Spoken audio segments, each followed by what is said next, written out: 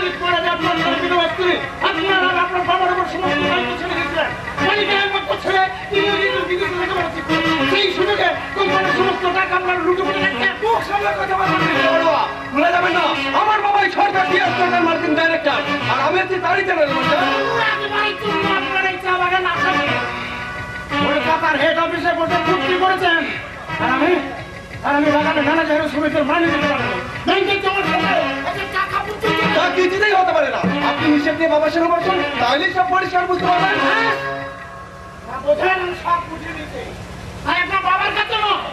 মালিকের ছেলে যখন এতদিন পর বিদেশ থেকে ফিরে এসেছে, হিসেবের খাতাটা আমি তার কাছে নিয়ে যাবো।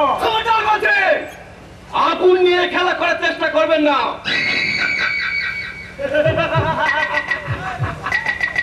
তাহলে সত্যি সত্যি আমি ভিড়ুনে থেকে ভিড় করতে পেরেছি, নাহলে মালিকের ছেলে থেকে যাবে শুনে আপনি এমন করে আজ চললেন কেন? কথা বন্ধ রাখে খাতাটা আমার হাতে তুলে দেন, তার জন্য আমি আপনাকে 2 লাখ টাকা দেবো। টাকা দিয়ে আপনি সততাকে দিতে চাইছেন? নিশ্চয়, সততা মানবিকতা এমনকি স্বর্গের দেবতা খেল বাজারে বিক্রি হয়। স্বর্গের দেবতা হাটে বাজারে মূর্তি বিক্রি হয়, দেবতা বিক্রি হয় না। তাই শত চেষ্টা করেও কোনদিন টাকার বিনিময়ে আপনি আমাকে কিনতে পারবেন না। খবরদার ম্যানেজার বাবা, এইখান থেকে বেরোবার চেষ্টা করলেই আমি আপনার মাথার ভেতরে একটা বুলেট ঢুকিয়ে দেবো।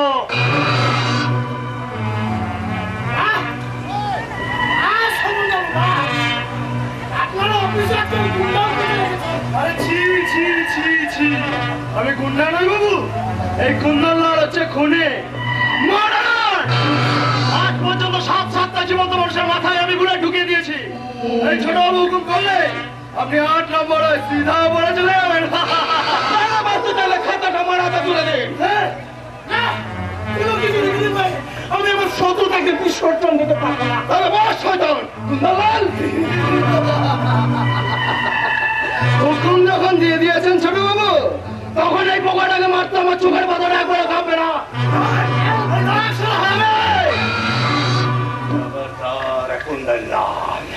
আমার অফিসে যদি 1 ফোঁটা রক্তের দাগ লাগে, তাহলে তোর শরীরের সবটুকু রক্ত আমি কুত্তাকে দিয়ে খাইয়ে দেবো। মাফ করবেন বড় বাবু, ছোট বাবু হুকুম দিয়েছিল বলে। এই শয়তানটা হুকুম দিয়েছে বলে তুই মানুষ খুন করবি? রিভলভারটা আমাকে দে। তুমি জানো না বাবা, এই লোকটা উত্তরবঙ্গের চা বাগান থেকে আমাদের বাড়িতে চুরির অভিযোগ নিয়ে এসেছে। আসবে, কারণ আমি হচ্ছে কোম্পানির ম্যানেজিং ডাইরেক্টর। কোম্পানির কোনো ক্ষতি হলে ওরা তো বিচার চাইতে আমার কাছে আসবে। বলুন বলুন মিস্টার বড়ুয়া, কি হয়েছে? আপনি আমার কাছে সবকিছু খুলে বলুন। আপনি হয়তো জানেন না স্যার, আজকে বাগানের শ্রমিকরা 2 মাস হলো বেতন পায়নি। কোম্পানি ব্যাংকের জমার খাতায় একটা টাকা পর্যন্ত নেই। আমি জানি আমার বিশ্বাসের সুযোগ নিয়ে কেউ একজন কোম্পানির লক্ষ লক্ষ টাকা চুরি করে বসে আছে, এবং এও জানি সে হচ্ছে আমার অত্যন্ত কাছের মানুষ। কাছের মানুষ? কাছের মানুষ বলতে কি বাবা তুমি আমাকে বোঝাতে চাইছো? Shut up, একদম shut up। আমি কারো বাবা নই, আমি বিচারক, এবং সেই বিচারকের আদালতে নিজের ছেলে যদি কোনো দোষ করে থাকে, তাহলে তাকে পেতে হবে চরম শাস্তি। কিন্তু ছোট বাবু যে টাকা চুরি করেছে তার কি প্রমাণ আছে বড় বাবু? প্রমাণ আমার হাতের এই হিসেবের খাতা। এটা 1 বছরের সব লেনদেনের হিসাব লেখা আছে। আমি নিজের চোখেই দেখুন।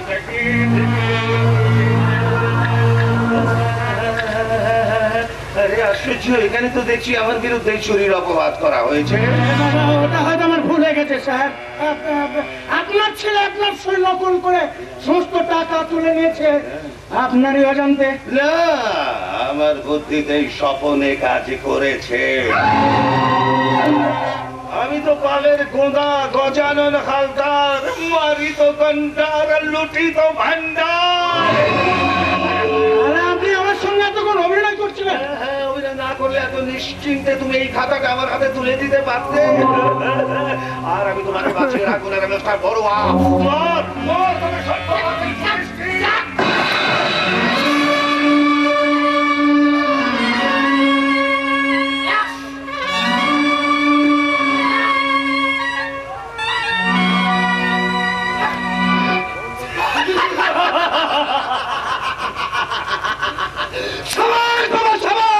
তোমার ভর্তিবাদীটা আমি এতক্ষণ একদম বুঝতে পারিনি। ভেবেছিলাম তুমি হয়তো আমাকে বাপকে চিনতে হলে আরো 7 বার এই বাপের ছেলে হয়ে জন্ম নিতে হবে। তোদের আমি কতবার বলেছি না, খুন করার সময় তোরা একদম মাথা গরম করবি না। কিন্তু এই মানুষটা যেভাবে কথা বলছিল তাতে মাথাটা ঠিক রাখা যায় না বড় বাবু। যায় যায় যায়, কতবার বলবো, মানুষ খুন করার মানে হচ্ছে দেবতার কাছে নর বলি দেওয়া। এই শোন, মানে অঞ্জলি দেওয়ার সময় ভক্তরা যেমন নিজের মনটাকে শান্ত পবিত্র রাখে, খুন করার সময় খুনিকেও ঠিক সেই রকম শান্ত পবিত্র থাকতে হয়। আর সেটা বাদী বলে নিজের বন্ধুকে খুন করে তার সমস্ত বিষয় সম্পত্তি এমনকি ওই চা বাগানটা পর্যন্ত আমি ভোগ দখল করছি। কিন্তু তোমার বন্ধু ছেলে অভিজিৎ বিদেশ থেকে পড়াশোনা শেষ করে ফিরে আসছে, এবার তুমি তাকে সামলাতে পারবে তো? সে অঙ্কটাও আমি কষে রেখেছি। আমার ভাগ্নে কুসুমের সাথে অভিজিতের বিয়ে দিয়ে ছেলেটাকে আমি আমার হাতের মুঠোর মধ্যে পুড়ে ফেলবো। একবার শুধু ছেলের মাকে রাজি করাতে পারলে। এই লাশটার কি হবে বড় বাবু? শোন শোন, ওর মুখটা বিকৃত করে রাতের অন্ধকারে ওটাকে ট্রেন লাইনের উপর ফেলে রেখে দিয়ে আসবি। এই হিসেবে খাতাটাকে আমি একেবারে জ্বালিয়ে পুড়িয়ে ছাই করে দেবো। তারপর একটা একটা করে পথের কাঁটা উপরে ফেলে কাকার পাহাড়ের উপর বসবো আমি, গজানন হালদার। মারিব ভান্ডার, লুটিব ভান্ডার।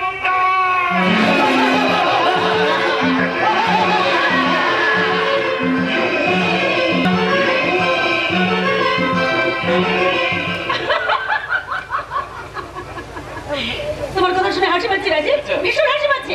আমার মুখের উপর আমার কথা বলার সাহস তুমি কোথায় পেলে? এই সাহসটা আমি তোমার কাছ থেকে পেয়েছি অনিমা। তাই আমাদের বিয়ের পর এই হাসির জবাবটা আমি তোমাকে হাতে কলমে বুঝিয়ে দেবো। বিয়ে? বিয়ে? কিসের বিয়ে? তুমি কি আজকাল দিন দুপুরে স্বপ্ন দেখতে শুরু করেছো? অনিমা। আমাদের বিয়ে কোনোদিন হবে না, হতে পারে না। হতে পারে না?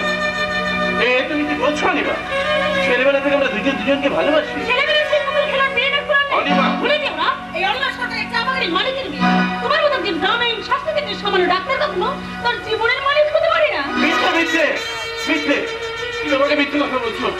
তুমি একদিন আমার সঙ্গে হাতে হাত রেখে একসঙ্গে পথ চলা প্রতিজ্ঞা করেছিলে। সমাজ প্রতি সেই প্রতিজ্ঞা ভেসে গেছে। অনিমা। আমার মনে এক বিরাট বড় লোকের একমাত্র ছেলের সঙ্গে আমার বিয়ে ঠিক করেছে। তুমি আমাকে ভুলে যাও। ভুলে যাও? মনের সাদা পর্দায় স্বপ্নের 7 রং দিয়ে যে ছবি আমি এঁকেছি, কোন মধ্যে আমি তাকে ভুলে যাবো তুমি বলতে পারো? আমি যে সেই স্বপ্নটা নিয়ে বেঁচে থাকতে চাই অনিমা। আমি যে তোমাকে ভালোবাসি, ভীষণ ভালোবাসি। ভালোবাসা রশিদের সকালে রঙিন ফুল ফোটানো একটা গোলাপের গাছ। অনিমা। সেই শেষ হলে সেই ফুল থেকে পাপড়ি খসে পড়ে, পাতা ঝরে যায়।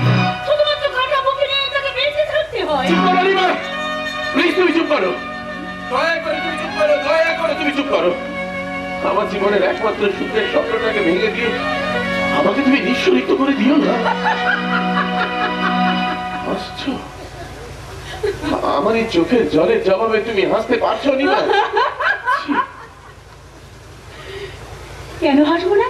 ছোট্ট একটা মিথ্যে কথা বলে আমি তোমার ভালোবাসার পরীক্ষা নিলাম, আর পুরুষ মানুষ হয়ে তুমি ওকে দিয়ে ভাসিয়ে দিলে। ছি অনিমা, ছি ছি ছি। ভালোবাসা নিয়ে কখনো ঠাট্টা কি করতে নেই। রাজি, তোমাকে হারাবার কথাটা আমি কখনো কল্পনাও করতে পারিনি। তাই তোমার মনে সবসময় ভয় হয় তোমার মা আমাদের এই বিয়েতে রাজি হবেন কি? আমি যে এই বিয়েতে কোনোদিনই মত দেবো না, সেটা জানতে তোমার এত দেরি হলো কেন রাজি? তুমি তো জানো অনেকদিন ধরে আমরা দুজনকে ভালোবাসি। ওকে ভালোবাসার কথা বলে তুমি এই সরকার বংশের মুখে চুনকালি মাখিয়ে দিতে পারো না। তোমাকে ভালোবাসার মতো কি যোগ্যতা আছে ওর? কি দিয়ে ও তোমাকে সুখী করবে? সুখটা কোনো সোনার দোকানে সিন্ধুকে বন্ধ করা থাকে না কাকিমা। তাই মন যেখানে শান্তি পায়, সুখের ঠিকানাও সেখানে লেখা থাকে। বাজে কথা বলো না। আমার মেয়ে কখনো এই রাজপ্রাসাদ ছেড়ে তোমার এই স্বাস্থ্য কেন্দ্রের কোর্টে গিয়ে থাকতে পারবে না। পারবো না মা, সামনে ঘটে যে মেয়েদের জীবনে একমাত্র স্বর্গ, সেই স্বর্গে গিয়ে যদি থাকতে চাও তাহলে আমি আমার সমস্ত সম্পত্তি থেকে তোমাকে বঞ্চিত করবো অনিমা। তাহলে সবচেয়ে আনন্দ আমি পাবো কাকিমা, কারণ সম্পত্তি লোভে আমি আপনার মেয়েকে ভালোবাসি। তোমার এই উদ্ধত কথার জবাব আমার জানা আছে রাজীব। তাই আজ এই মুহূর্তে তোমাদের ভালোবাসাটাকে আমি মাথা পেতে মেনে নিলাম। আপনি অনিমা,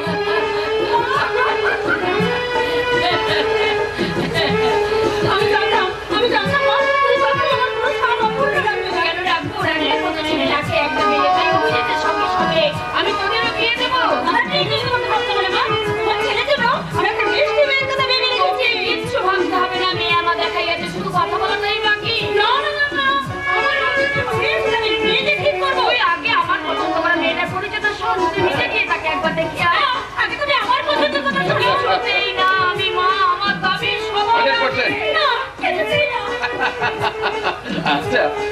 দুজনে যদি এইভাবে জেদ ধরে বসে থাকো তাহলে তো ব্যাপারটা কোনো মীমাংসা হবে না।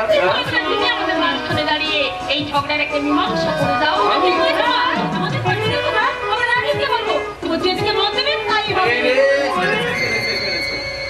এতদিন আমি নিজের গাড়িটাকে লাইনে আনতে পেরেছি, এবার এবার একজনের মতে মত দিলে আরেকজন যে আমার গাড়িটাকে বেলাইনে করবে। হ্যাঁ বলো। আমি দাদার জন্য আমাদের কোম্পানির ম্যানেজিং ডিরেক্টরের ভাগ্নে কুসুমের কথা ভেবেছি। তুমি তো সেখানে ফাইনাল করে দেবে। হ্যাঁ, এবার তাহলে আমার কথাটাও শোনো, এদিকে এসো। বলুন বলুন। আমি আমার ছেলের বউ হিসেবে ওই গজানন হালদারের ভাগ্নি কুসুম ওকে ঠিক করে রেখেছি। সেই মতে মত না দিলে তোমাদেরও বিয়ে বন্ধ। বিয়ে বন্ধ? বলে কি? তাহলে আমি এখন কি? যাক, এই যাত্রার বোধহয় বেঁচে গেলাম, কারণ আপনারা দুজনেই একটি মাত্র মেয়েকে পছন্দ করে রেখেছেন, আর তার নাম হলো কুসুম।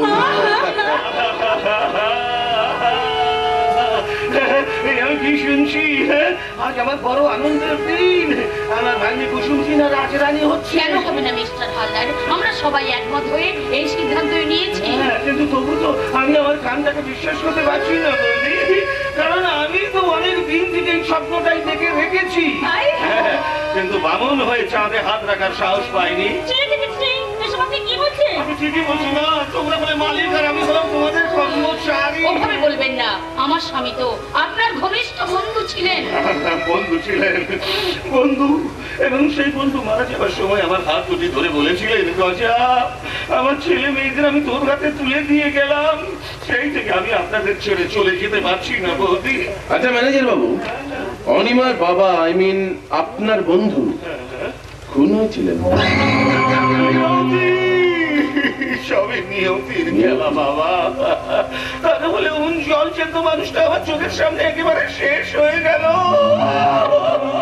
পুলিশ অনেক চেষ্টা করেও সেই খুনির সন্ধান করতে পারেনি।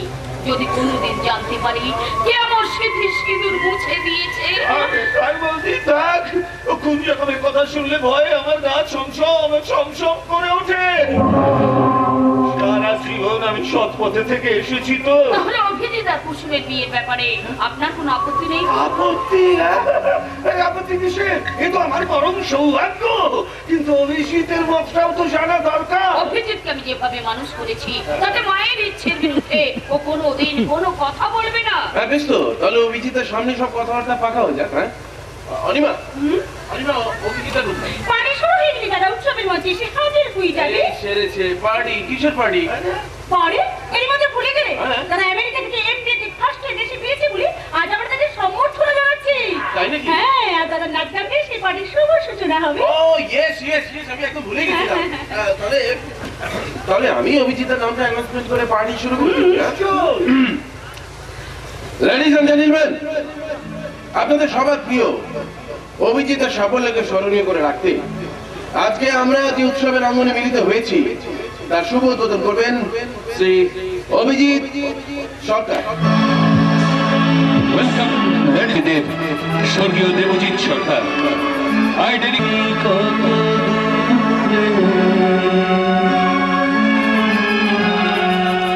মুছে গেছে মরণে কাছে তবু আছে ব্যথা ভরা স্মরণে।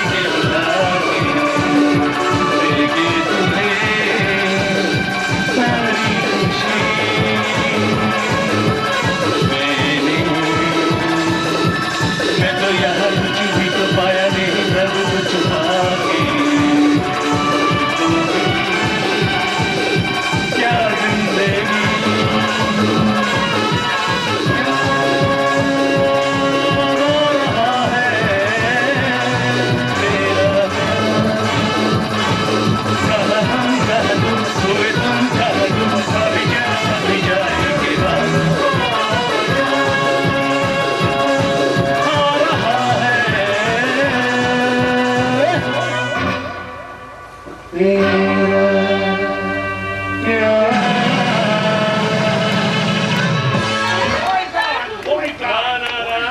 কেউ আমাকে অভিনন্দন জানাবেন না। আজকের দিনে সবার আগে আমাকে মায়ের পায়ে হাত দিয়ে প্রণাম জানাতে হবে। মায়ের আশীর্বাদই আমার জীবনের সর্বশ্রেষ্ঠ পুরস্কার। আয় বাবা আয়, আজ তুই বিদেশের পরীক্ষায় প্রথম হয়ে এই মায়ের মুখ উজ্জ্বল করেছিস। তোকে আশীর্বাদ করে আমার জীবন ধন্য হলো। না মা না, আমি যা কিছু করতে পেরেছি তা শুধুমাত্র তোমার শিক্ষার আদর্শের ফসল। মায়ের স্নেহের প্রতিদান তো আর কথা দেয়া যায় না মা, দিতে হয় কাজে। আর আমি এতদিন ধরে মন প্রাণ দিয়ে সেই চেষ্টাই করেছি মা। আজকে এই শুভ দিনে তোর জন্য আরেকটা সুখবর আছে বাবা। হ্যাঁ, মুশিদরি, কুসুমের সাথে তোর বিয়ে। বিয়ে? না না না, এই কিছুতেই হতে পারে না, অসম্ভব। অসম্ভব? তুমি কি বলছো দাদা? ঠিকই বলছি রাজীব। বিয়ে ঘর সংসারে গণ্ডিতে আমি নিজেকে কোনোদিন আটকে রাখতে পারবো না। আমার এই চলন্ত শরীরটা একটা জীবন্ত প্রতিহিংসার পাহাড়। প্রতিহিংসা? কিসের প্রতিহিংসা? 10 বছর আগে যে লোকটা আমার বাবাকে খুন করেছে, তোমার স্মৃতি মুছে দিয়ে তোমাকে সাদা পোশাক পরিয়ে দিয়েছে, আমাদের 2 ভাই বোন গলাপ করেছে, সেই শয়তানটার রক্ত দিয়ে আমি পিতৃতর্পণ করবো মা। না, না, না, না। প্রতিহিংসার পথ ধরে নতুন করে ধ্বংসের খাতা খুলিস না। পুরনো কথা ভুলে গিয়ে নতুন জীবন শুরু কর। জীবনের প্রতি কোনো আকর্ষণ আমার নেই রে বোন। মায়ের স্বাদ পূর্ণ করার জন্যই আমি বিদেশে পড়াশোনা করতে গিয়েছিলাম। আজ আমার সমস্ত সত্তাটা জ্বলন্ত আগুনের শিখা হয়ে আমার সমস্ত চাওয়া পাওয়া আশা আকাঙ্ক্ষাকে পুড়িয়ে ছাই করে দিচ্ছে। বাবার হত্যাকারীকে শাস্তি দেয় আমার একমাত্র কাজ। না, না অভিনা, তুই চুপ কর, দয়া করে তুই চুপ কর। ওই বদলার পথে চলতে গিয়ে তোর যদি কোনো সর্বনাশ হয়ে যায় তাহলে আমি আর বাঁচবো না বাবা। কথা দে, ওই সব কথা তুই আর কোনো দিন বলবি না। অন্ধকার রাতের শেষে আজ আমরা এক নতুন দিনের আলোয় নতুন স্বপ্ন দেখতে চলেছি। মায়ের সেই স্বপ্নকে তুই সার্থক করে তুলবি। মায়ের কথার অবাধ্য হবি না। কি করে হব মা? আমার জীবনের অঙ্কের খাতায় তুমি যে 1 নম্বর। ওই নম্বরের পেছনে যতগুলো শূন্য বসাবো ততই তার দাম বেড়ে যাবে। 1 থেকে 10, 10 থেকে 1000, লক্ষ, কোটি। কিন্তু ওই একটা সরে গেলে সব অঙ্কটাই যে শূন্য হয়ে যাবে মা। তাহলে তুই আমাকে কথা দে, কুসুমকে বিয়ে করতে তুই কোনো আপত্তি করবি না? খুশি? তোমার মুখে হাসি দেখার জন্য আমি সব কিছু করতে পারি মা, কিন্তু তার আগে একবার কুসুমের মাত্রা তো জানতে হবে। কি সর্বনাশ! আজকে তুই কুসুমকে নেমন্তন্ন করতে ভুলে গেছিস। সুখের সময় কুসুমকে কেউ মনে রাখে না অনিমা। তবে সে ভেকেরের মতো ফুলের হাসি নিয়ে সবার দরজায় হাজির হয়ে যায়। এই তো কুসুম এসে গেছে। এবার তাহলে তোরা নিজেদের মতামতটা জেনে নে, তারপরে একসঙ্গে বাড়িতে 2 বিয়ের আয়োজন হবে। ব্যান্ড বাজবে, শাঁখ বাজবে, উলুধ্বনির সঙ্গে সঙ্গে মিশে থাকবে সপ্তপদীর পবিত্র অনুষ্ঠান। আর এই মায়ের মনটা জাগ প্রদীপের অনির্বাণ শিখা হয়ে তোদের জীবনটাকে আলোয় আলোয় ভরিয়ে দেবে রে, আলোয় আলোয় ভরিয়ে দেবে। তুমি বিয়েতেই মত দিলে হবে না দাদা। সেই সঙ্গে ওই বদরিয়ার মন্ত্র তোকে ভুলে যেতে হবে। মনে রাখিস, আঘাত তো একদিনই, কিন্তু সেই আঘাতকে উপেক্ষা করে জীবনের আনন্দটা চিরদিনের। ও হ্যাঁ, তোমার সঙ্গে পরে কথা হবে কুসুম, কারণ আজকে এই মুহূর্তে এখানে দাঁড়িয়ে তোমাকে জীবনের সবচেয়ে কঠিন সিদ্ধান্ত নিতে হবে। আর যে সিদ্ধান্ত নাম শুভ বিবাহ। Best of luck. মা কুসুম, এই সিদ্ধান্তটা আমরা অনেক আগে থেকেই নিয়ে রেখেছি। তাছাড়া আমি জানি এই মামার আদেশ অমান্য করার ক্ষমতা তোমার নেই। কারণ আমাকে তুমি ভীষণ ভক্তি করো, আমাকে তুমি ভীষণ ভয় পাও। তাই বলছি আজ থেকে অভিজিতের গলায় মালাটা পরিয়ে দেওয়ার জন্য নিজের মনটাকে প্রস্তুত রেখো। হ্যাঁ, তা না বলে কিন্তু আমি ভীষণ ব্যথা পাবো, বড় কষ্ট পাবো। এই না অভিজিৎ, তোমার বিশাল সাফল্যের জন্য আমার ছোট্ট উপহার। থ্যাঙ্কস কুসুম, কিন্তু না, উপহার কখনো ছোট্ট হয় না, তার পেছনে একটা বড় মনের পরিচয় লুকিয়ে থাকে। যে নিজে বড় সে অন্যকে বড় বলে আনন্দ পায় বেশি। আরে বড় ছোট তত্ত্ব কথা তুলে রেখে এবার মনের কথাটা করে দাও। দেখো, এতদিন আমরা বন্ধুর মতো করে মিশেছি, কিন্তু আজ আমার মা, তোমার মামা সবাই আমাদের দুজনকে বিয়ের বাঁধনে বেঁধে দিতে চাইছে। এখন আমি জানতে চাইছি তুমি এই বিয়েতে রাজি আছো কিনা। রাজি না হতে কোনো কারণ নেই। তোমার চেহারা ভালো, স্বভাব চরিত্র ভালো, শিক্ষা দীক্ষা ভদ্রতা বোধ কোনো কিছুর খামতি নেই। যে কোনো মেয়েই তোমাকে বিয়ে করতে চাই। আরে শোনো, তোমার মন কি চাইছে আমি সেটাই জানতে চাইছি। রসাই, মেয়েদের মনের খবরটা খুব তাড়াতাড়ি জানা যায় না। সেটা ঝিনুক পেয়ে নদী জন্মাবার মধ্যে কঠিন কাজ। আরে হ্যাঁ রসাই, মেয়েদের মনটা হলো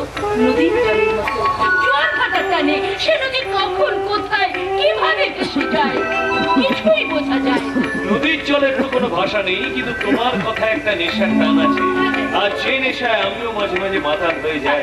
হয়তো হয়তো এটাই আমার ভালোবাসা। ছেলেরা তাদের ভালোবাসাটাকে হাতের মাঝখানে খুলে দেখাতেই ভালোবাসে। মিথ্যে মেয়েদের ভালোবাসাটা হলো কাঞ্জিবরম শাড়ির মতোই দাবি জিনিস, যাকে অনেক যত্ন করে মনের আলমারিতে সাজিয়ে রাখতে হয়। যখন তখন টেনে নামালেই তার পাট ভেঙে লাট হয়েছে। কিন্তু ভালোবাসাটা রঙিন ঘুড়ির মতো আকাশে উঠলেই ভালো লাগে না, তাকে লাটাই দিয়ে ঘুরিয়ে বিয়ের আসরে নামিয়ে আনতে হয়। তাই শুনেছি প্রেমিকা বউ বলেই নাকি ভালোবাসাটা পান্তা ভাতের মতো বাসি হয়ে যায়। মোটেই না, মোটেই না। আরে প্রেম হলো চশমার পাওয়ার, জগে উঠলে সবকিছুকে ঝকঝকে সুন্দর দেখায়। আমার কথা মোটেই মনে হয় না। আমার মনে হয় প্রেম হলো কুলের আচার। নাম শুনে জিভে জল আসে, চুষতেও ভালো লাগে, কিন্তু বিয়ে করে গিলতে গেলে গলায় বাঁধে। আশ্চর্য। আচ্ছা, আমি তো তোমার কাছ থেকে এত কিছু জানতে চাইনি। আমি জানতে চেয়েছি তুমি আমাকে ভালোবাসো কিনা। যাকে স্পষ্ট করে সব কথা বলতে হয় তার সঙ্গে কথা বলে কোনো আনন্দই নেই। হ্যাঁ, আচ্ছা, হাজার কথার মাঝখানেও কাজের কথাটা বলতে পারে না, তার সঙ্গে কথা বলে কোনো আনন্দই নেই। হাজার কথা বেঁচে থেকে তো আসল কথাটা খুঁজে বের করে নিতে হয়। হাজার কথা উকিলের মুখেই শোভা পায়, কিন্তু কোকিলের একটা কুহু ডাকেই মানুষের মন মজে যায়। তাই আর তোমার কাছ থেকে আমি সেই প্রেমের কুহু ডাকতে শুনতে চাইছি। কুসুম, বলো না কুসুম।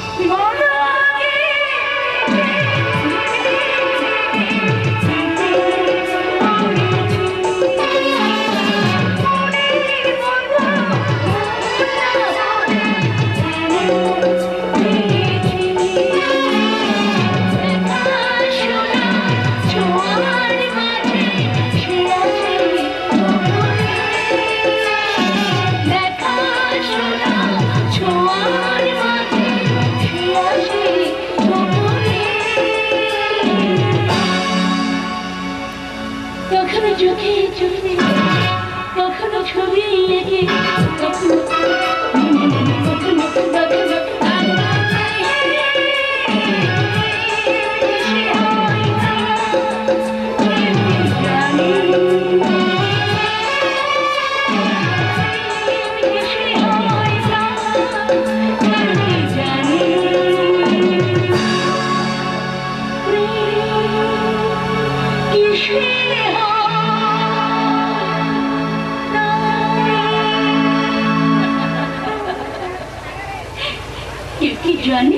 জানলাম জানলাম, তুমি তাহলে শেষ পর্যন্ত আমাকে স্বীকার করলে। স্বীকার করলেও আজ আমার বড় ভয় করে অভিজিৎ, এত সুখ, এত আনন্দ কোনোদিন চৈত্র স্বপ্নের মতো আমার জীবন থেকে হারিয়ে যাবে না তো? কেন কুসুম, হারিয়ে যাবে কেন? আমি ছোটবেলায় মা বাবাকে হারিয়েছি। মামা দয়া করে তার বাড়িতে আমাকে ঠাঁই দিয়েছেন, মানুষ করেছেন। আজ তিনি আমাকে নিয়ে একটা জুয়া খেলতে চাইছেন। কোম্পানি মাইনে করে কর্মচারী থেকে মালিকের পরমাত্মীয় হতে চাইছেন। তাই আমি কোনো ভয় করে অভিজিৎ, আমাকে নিয়ে তোমার জীবনে কোনোদিন যদি কোনো অশান্তির কালো ছায়া নেমে আসে, তাহলে তাহলে আমি যে নিজেকে কোনোদিন ক্ষমা করতে পারবো না, কোনোদিন না, কোনোদিন না কুসুম, না, কোনো অশান্তি নয়। তোমার মতো মেয়েরা মঙ্গল প্রদীপ হয়ে জ্বলতে পারে। তাই তো তোমার মুখে আজ আমি নতুন জীবনের গান শুনেছি কুসুম। গান জিনিসটা হয়তো আপনাদের কাছে আনন্দদায়ক ব্যাপার, কিন্তু আমরা গান বলতে বুঝি বন্দুক, পিস্তল, রাইফেল। আরে ইন্সপেক্টর, আসুন আসুন আসুন। আমার বাবার কেসটা নিয়ে আমি আপনার কাছে যাবো ভাবছিলাম। সে কেসের ফাইলটা তো অনেকদিন আগেই থানা থেকে উধাও হয়ে গেছে। তার উপর একটা নতুন দুর্ঘটনা ঘটেছে। কি হয়েছে? আপনাদের উত্তরবঙ্গ চা বাগানের ম্যানেজার যোগেশ বড়ুয়া কালীপাহাড়ি থেকে কলকাতায় এসেছিলেন। দুদিন আগে তাকে নৃশংসভাবে খুন করা হয়েছে। কি বলছেন আপনি? যোগেশ বড়ুয়া খুন হয়েছে? হ্যাঁ, শহরতলির রেল লাইনের ধারে তার ডেড বডি পাওয়া গেছে। কি বলছেন আপনি? কি বলছেন ইন্সপেক্টর? মিস্টার বড়ুয়া তো দুদিন আগে আমার সঙ্গে সাক্ষাৎ করে উত্তরবঙ্গে ফিরে গেছেন। বড় ভালো মানুষ ছিলেন বাবা। সেই মানুষটা কিনা চলন্ত ট্রেন থেকে পড়ে গেলেন। ট্রেন থেকে পড়ে মারা যাননি, পোস্টমর্টম রিপোর্ট বলছে তাকে গুলি করে খুন করা হয়েছে। এই ট্রেন ডাকাতের কাজ। টাকা পয়সার জন্য বেচারাটাকে একেবারে শেষ করে দিলে। না, টাকা পয়সার জন্য নয়, কারণ তার মানি ব্যাগ, ঘড়ি, মোবাইল কিছুই চুরি যায়নি। চুরি গেছে একটা হিসাবের খাতা, যে খাতাটা তিনি অভিজিৎ বাবুকে দেখানোর জন্যই কলকাতায় এসেছিলেন। না, তার হাতে তো কোনো খাতাপত্র ছিল না। যদি থেকেও থাকে সেটা আপনি কি করে জানলেন ইন্সপেক্টর? কলকাতায় এসেই তিনি প্রথমে আমার সঙ্গে দেখা করেছিলেন এবং ওই খাতার একটা জেরক্স কপি আমার হাতে তুলে দিয়ে বলেছিলেন, তার যদি কোনো দুর্ঘটনা ঘটে তাহলে আমি যেন সেই খাতাটা আপনার হাতে তুলে দিই। এই সেই xerox copy. Sorry mister Haldar, চা বাগানের মালিক ছাড়া এটা আমি অন্য কারো হাতে তুলে দিতে পারবো না। এই নিন মিস্টার সর্দার। দেখো, ভালো করে পড়ে দেখো কি লেখা আছে ওই খাতাটায়। ওতে লেখা আছে কিভাবে চা বাগানের অ্যাকাউন্ট থেকে লক্ষ লক্ষ টাকা চুরি হয়েছে। বাজে কথা আপনি একদম বলবেন না, কারণ আমার কাছে বাগানের সমস্ত হিসেব কিতাব লেখা আছে। বাগান থেকে একটু টাকা চুরি যায়নি এবং চুরি যেতে পারে না। কিন্তু এই খাতায় চুরির সমস্ত প্রমাণ পরিষ্কার করে লেখা আছে। শুধু তাই নয়, আপনি কি জানেন 15 দিন ধরে আপনাদের চা বাগানটা বন্ধ হয়ে পড়ে আছে? সবকিছু মিথ্যে কথা বাবা। তবু আমি বলছি, তোমার মনে যদি কোনো সন্দেহ জেগে থাকে তাহলে আজকে আমি সেখানে চলে যাচ্ছি। না, আপনি নয়, এবার আমি উত্তরবঙ্গে যাব। আমার বাবার খুনের ঘটনা থেকে যে চক্রান্তের মেঘ ঘনিয়ে উঠেছিল মিস্টার বড়ুয়ার মৃত্যুতে, সেটা সাইক্লোন হয়ে দেখা দিয়েছে। সেই চক্রান্তের চাল ছেড়ে আমি সত্যের সূর্যকে ছিনিয়ে আনবই। সেই মানুষটা যে তোমার বাবাকে খুন করেছিল সেও তো চুপ করে বসে থাকবে না। যে শয়তানটা দুটো মানুষকে খুন করেছে, এবার হয়তো সে তোমাকে।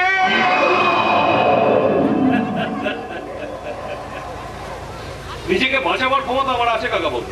আপনি আগামী রবিবার আমার জন্য প্লেনের টিকিট কাটুন।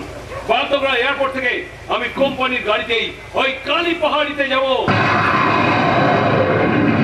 সেই ছদ্মবেশী মানুষটাকে বুঝিয়ে দেবো, সে যদি ওস্তাদ হয় তাহলে এই অভিজিৎ সরকার হলো ওস্তাদের ওস্তাদ।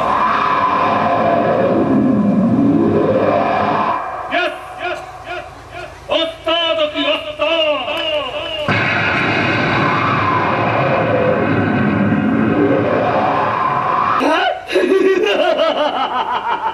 আজ সবার সব অবস্থাতে শেষ হয়ে যাবে বড় বাবু। তাই তো আমি আর ছোট বাবু দুদিন আগে এই কালী পাহাড়ি জঙ্গলে এসে বসে আছি। একটু আগে অভিজিৎ এয়ারপোর্ট থেকে কোম্পানির গাড়িতে উঠে ওই চা বাগানের দিকে রওনা হয়ে গেছে। আর সেই বাগানের রাস্তায় আমরা একটা ল্যান্ডমাইন পুঁতে রেখেছি। অভিজিতের গাড়িটা সেখানে এসে পৌঁছলেই আমি রিমোটের বাটনটা টিপবো, সঙ্গে সঙ্গে ল্যান্ডমাইনটা ফাটবে আর অভিজিতের গাড়িটা পুরো হয়ে আকাশে উড়ে যাবে।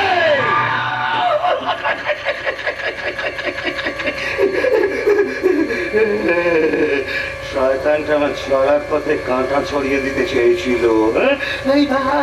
এইবার ওর লাশটা টুকরো টুকরো হয়ে পাহাড়ে পাথরের মধ্যে পড়ে থাকবে।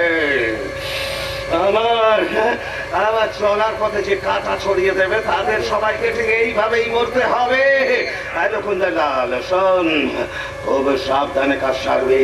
একটা মশা মাছি যেন বুঝতে না পারে আমরা এর পেছনে আছি। কেউ কিচ্ছু টের পাবে না বড় বাবু, আপনি নিশ্চিন্ত থাকুন। কাজ শেষ করে আমি আপনাকে আবার ফোন করবো। এখন লাস্ট 5টা লাখ। আবার কুন্দন গাড়ি এসে গেছে, ওই ওই যে পাহাড়ের বাঁক ঘুরে সাদা রঙের গাড়িটা নেমে আসছে। এখান থেকে নম্বরটা স্পষ্ট দেখতে পাচ্ছি। রিমোটটা রেডি কর, গাড়িটা ল্যান্ডমাইনের উপরে উঠলেই আমি হাতটা নামাবো, সঙ্গে সঙ্গে তুই রিমোট টিপি। রেডি? 4 3 2 1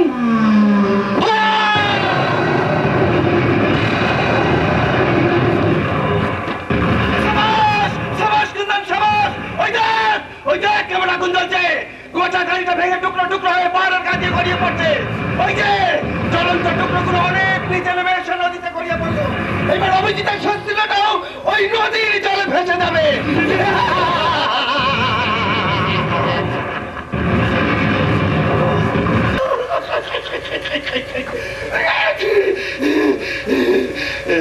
শেষ, সব শেষ। বাপটাকে আগে শেষ করেছি, এবার ছেলেটা দুনিয়া থেকে কোথায় হাওয়া হয়ে গেল। আমার চলার পথে যে বাধার সৃষ্টি করবে তাদের সবাইকে ঠিক এইভাবে মরতে হবে। এইবার ওদের সমস্ত বিষয় সম্পত্তি, কল কারখানা, এমনকি চা বাগানের মালিক হবো আমি, গজানন হালদার। মারিত গন্ডার, লুটিত ভান্ডার।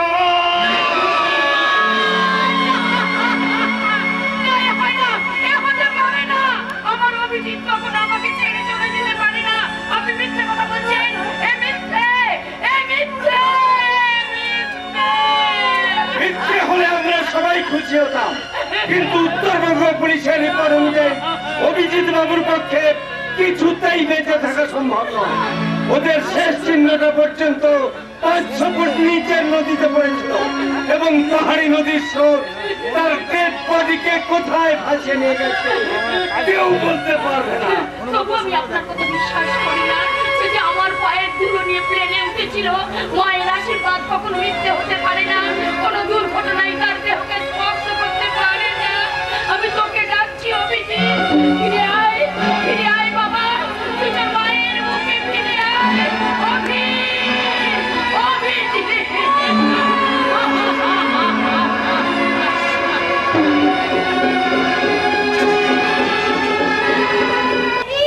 কোথায় গেলি? না, এই মেয়েকে নিয়ে আমি আর পারি না।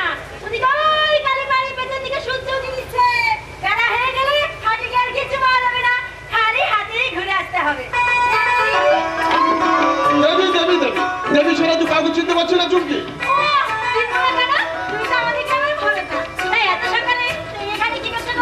কি করছো মানে? আরে আমি তো 8 ঘন্টা ধরে তো পথে কালীবাড়ির পাশে দাঁড়িয়ে আছি। এর মধ্যে ভুলে গেলি আজকে তোর আর আমার একসাথে হাতে যাবার কথা ছিল না?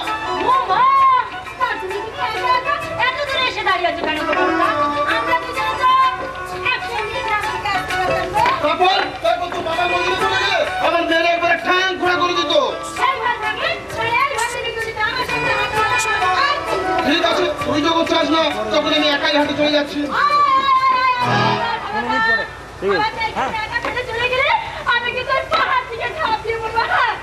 তুই তো বললি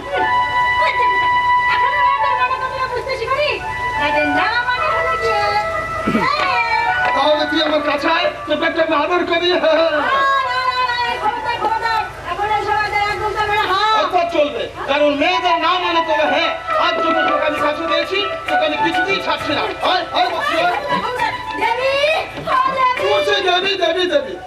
আমি কোথাও দেখতে পাচ্ছি না।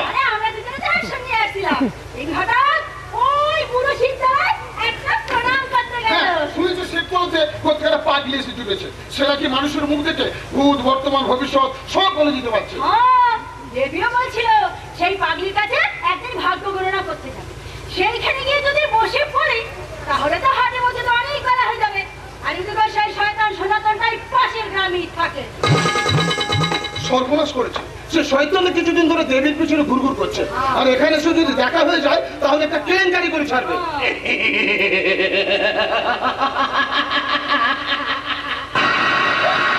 এই সনাতনকে তোদের তো ভয় কিসের রে? বড় সে তো কারো কোনো ক্ষতি করেনি, শুধু তোদের গায়ের মেয়ে দেবীর প্রেমে সে পাগল হয়ে গেছে। প্রেম ভালোবাসা কাকে বলে তা তুই জানিস না সনাতন? আমি তো আগে গাড়িটা দেখাইনি, হাত দেবীর মামার কাছে বিয়ের প্রস্তাব দিয়ে গেছিলাম, আর সেই মানুষটা আমাকে অপমান করবার দিকে তাড়িয়ে দিয়েছে। তাই দিয়েছি, কারণ আমার মেয়ের সাথে কখনো তোর মতো চরিত্রহীন লম্পটের বিয়ে হতে পারে না। মুখ সামনে কথা বলবে মহেশ কাকা। মনে রেখো, এটা তোমার বাড়ি নয়, এই সনাতন মন্ডলের এলাকা। তবু সত্যি কথা বলতে আমি ভয় পাই না। এর আগে তুই অনেক মেয়ে ধর্ম নষ্ট করেছিস। মহেশ কাকা, শুধু তাই নয়, ভুটান থেকে বেআইনি গাঁজা নিয়ে এসে তুই চা বাগানে প্রস্তুত গোপনে বিক্রি করে। সেই জন্য তো আমার পকেটে পয়সার কোনো অভাব নেই। তোমার মেয়েকে আমি রাজরানী করে রাখো মহেশ কাকা। বাবা ভাই, আমার মেয়েকে আমি বিষ খাইয়ে মারবো, তবু তোর হাতে তুলে দেবো না। তাই না? তাহলে আজ আমি তোমাদের চোখের সামনে দেবী করে পুরো জীব তলার সিঁদুর পরিয়ে দেবো।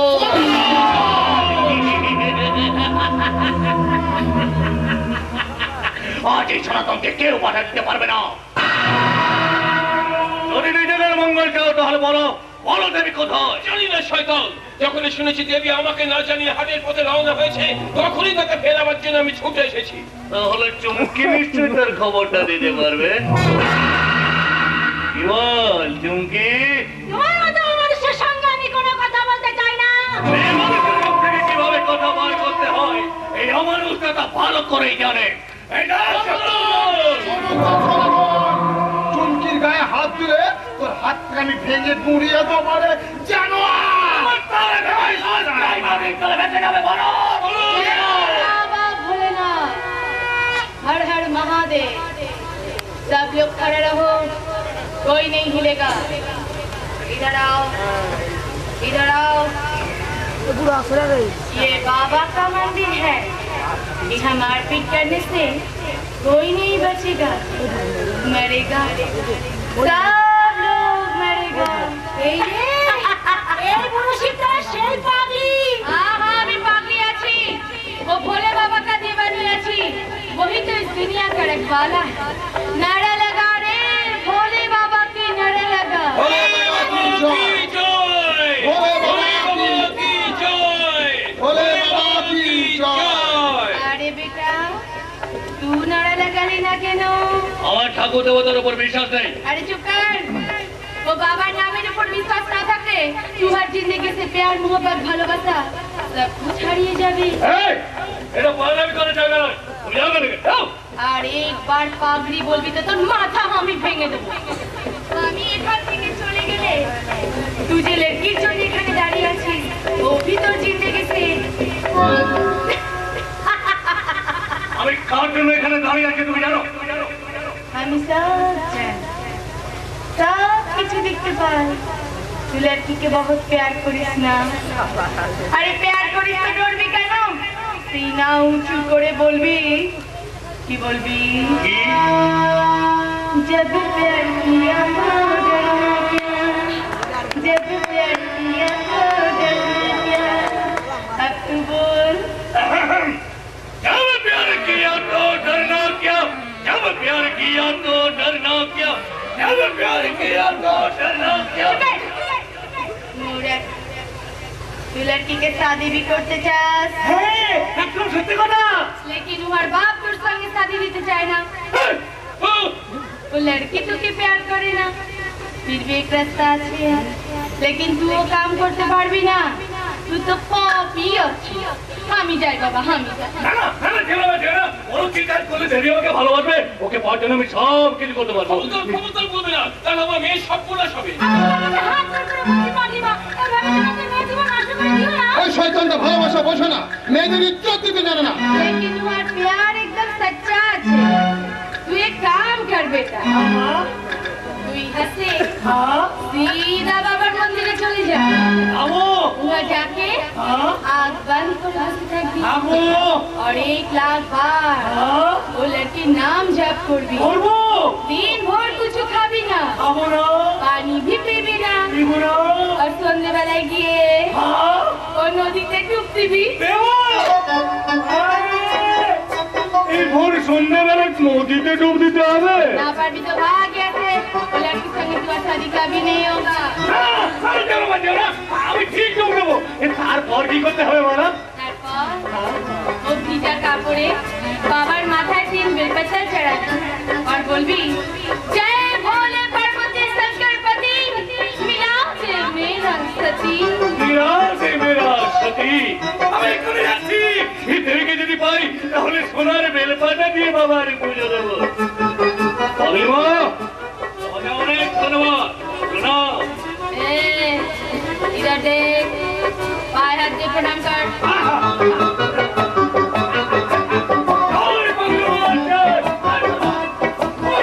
এই তুমি কি করলে ভাগিবা? ওই শয়তানটাকে বিয়ের মন্ত্র দিয়ে আমার মেয়ের জীবনটা নষ্ট করে দিতে চাও? अरे नहीं रे बेटा, আমি তো তোর লড়কিকে বাঁচিয়ে দিলাম। ও শয়তান দিন ভোর মন্দিরে বসে থাকবে আর তোর লড়কি সিধা হাটে যাবে, সিধা ফিরে আসবে, ও পথ আটকাতে পারবে না। সব কিছু বুঝতে পারো? কিন্তু আমার মেয়ে দেবী কোথায় রে চুমকি? সামনে দেখ, সামনে দেখ। ওই সামনে আরে ঠিক করে দেখ, কই আছে? আমি তো কেউ নেই। আরে ঠিক করে দেখ না। কোথায় যে গেল মেয়েটা আমার? সামনে তো কাউকে দেখতে পাচ্ছি না। আরে ঠিক করে দেখ, কই আছে? কোথায় সামনে? হয় না, কোথায় যে গেল? সামনে কেউ নেই। কি হয়? আরে বলি তুই আমি ছাড়া কে হবে?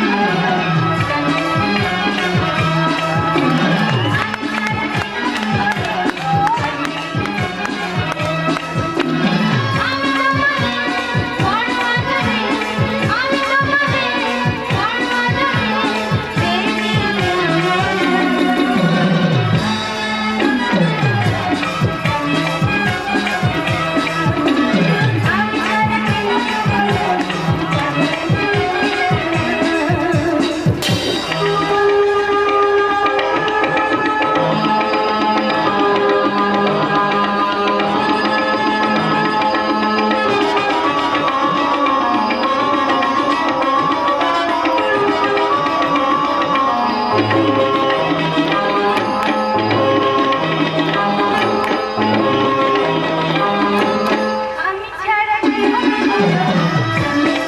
আমি ছাড়া কে হবে?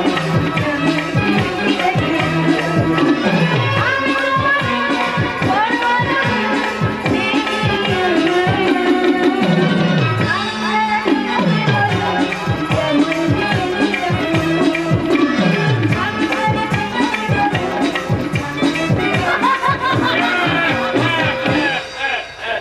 বড় খুব ভালো গেছে। তুই তো তাকে ধরা পড়ে যেতিস, তাহলে কি হতো বলতো? কি আবার হতো? ওই শয়তানটাকে রাখে না, তুই চিনি না?